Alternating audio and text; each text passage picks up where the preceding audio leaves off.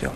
الله يبارك فيك، أهلا وسهلا فيك. أبو الوليد، 3 نقاط مهمة كانت للفريق الشبابي حصل عليها، ولكن رغم هذه ال3 نقاط إلا أن الشبابيون لم يقدموا المستوى المأمول، من الرغم بأن الفريق النصراوي كان خاسر اللاعب منذ بداية المباراة.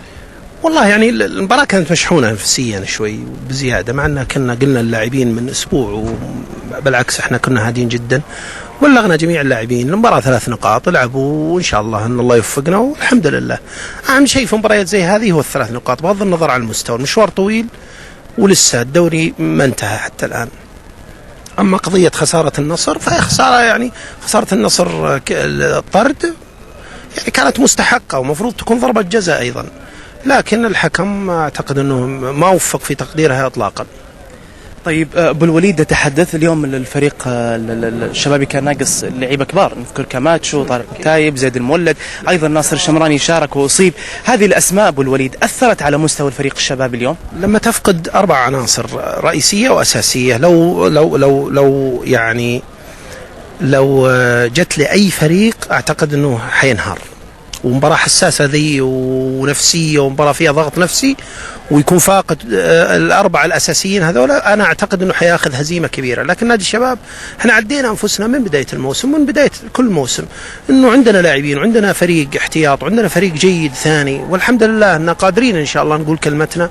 واليوم فزنا، ومشيئة الله بكرة نتأهل كاس فيصل، مشيئة الله لما نقابل شقيقنا نادي الهلال، وإن شاء الله احنا نبي ننافس على البطولات وبنقول كلمتنا إن شاء الله.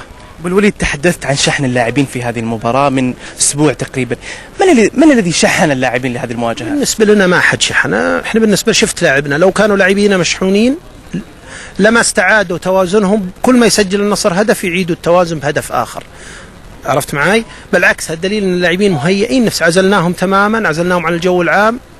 اللي شحن جماهير وشحن الدنيا، مش احنا بالنسبة لنا تفرغنا للملعب، تركنا الصجة واللجة للغير، واحنا تفرغنا فقط للميدان واخذنا اللي نبيه.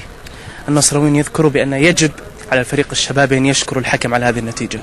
وين نشكره فيه؟ بس في البالتوك ولا وين؟ الحكم أضاع لنا المباراة من أول دقيقة، ولا كان بلنتي وانتهت المباراة.